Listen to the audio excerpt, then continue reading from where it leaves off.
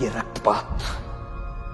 रक्तपात शांति और अहिंसा की नीति पर चलने वाले उन्हीं गांधी जी के कारण हुआ जिन्होंने अपने प्रत्येक भाषण और लेख में क्रांतिकारियों की निंदा की।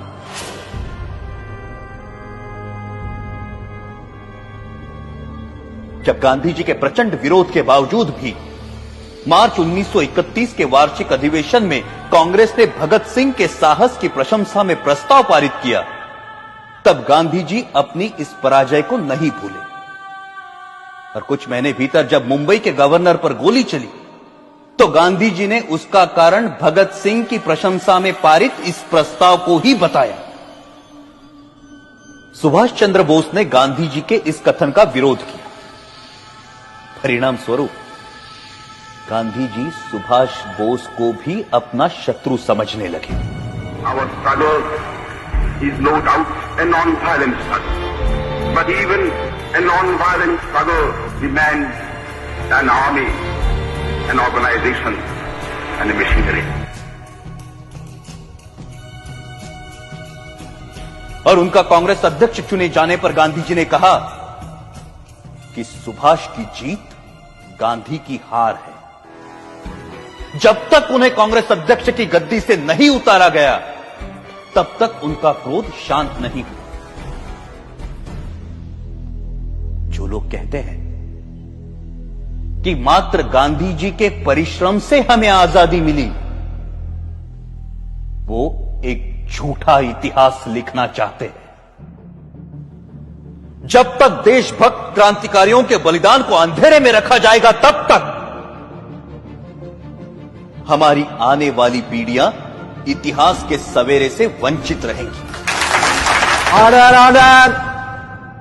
1947 की सर्दियों में हिंदू मुस्लिम एकता के लिए गांधी जी ने जो आमरण अनशन रखा था, उसे तोड़ने के लिए जो पहली शर्त उन्होंने रखी थी वो ये थी कि दिल्ली की मस्जिदों में शरण लिए हुए हिंदू और सिख शरणार्थियों को मस्जिदों से बाहर निकाला जाए और मस्जिदें मुसलमानों को सौंप दी जाए। सरकार गांधी के अनशन के सामने घुटने टेकने पर मजबूर हुई और जिस दिन गांधी जी ने अनशन तोड़ा उस दिन वर्षा भी हो रही थी। उस असाधारण सर्दी में अच्छे घरों में रहने वाले लोग भी कांप रहे थे, परंतु उन निराश्रितों के ठिठुरते हुए कुटुंब के कुटुंब मस्जिदों से बलपूर्वक बाहर निकाले गए। जिस दिन यह घटना घटी संयोगवश मैं दिल्ली में ही था और मैंने अपनी आंखों से गांधी जी की जिद को पूरा होते हुए देखा। कड़ाके की सर्दी और वर्षा में कपकपाते हुए वो लोग बिरला हाउस पहुंचे। वहां उन्होंने नारे लगाए, गांधी जी हमें शरण दो, गांधी जी हमें शरण दो। परंतु उस भव्य भवन में रह रहे गांधी जी तक उन निराश्रितों की पुकार नहीं पहुंची। ये मर्मस्पर्शी दृश्य जिसे देखकर कठोर से कठोर मनुष्य का हृदय भी द्रवित हो जाए, मैंने स्वयं अपनी आंखों से देखा है। क्या उन निराश्रितों ने अपनी मर्जी से उन मस्जिदों में डेरे डाले थे? क्या गांधी जी को उन विषम परिस्थितियों की कल्पना नहीं थी जिनसे बाध्य होकर वो बदनसीब उन मस्जिदों में शरण लेने को मजबूर हुए थे? यदि उन मस्जिदों को खाली कराया जाना उचित था तो पाकिस्तान के मंदिर खाली कराकर हिंदुओं को सौंपने की मांग गांधी जी ने क्यों नहीं रखी? यदि वो ऐसा करते तभी यह सिद्ध होता कि गांधी जी निष्पक्षता से हिंदू मुस्लिम एकता के इच्छुक थे।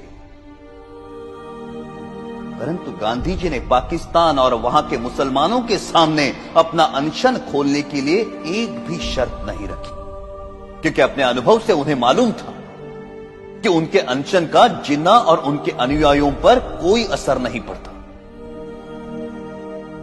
गांधी जी ने अपने अनशन से भारत सरकार द्वारा पाकिस्तान सरकार को 55 करोड़ रुपए ना देने के निर्णय को भी पलटवाया, जबकि उन्हें भली भांति पता था कि इस रकम का प्रयोग पाकिस्तान भारत के विरुद्ध चल रहे युद्ध में अपनी विजय के लिए करेगा।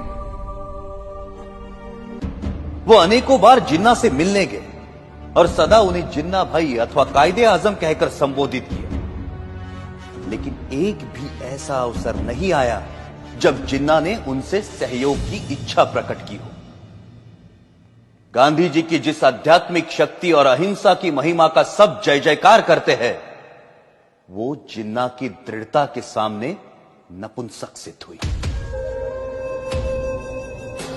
जब गांधी जी को यह दिखाई दे चुका था कि वो अपनी आध्यात्मिक शक्ति से जिन्ना को प्रभावित नहीं कर सकते, तो उन्हें अपनी नीति का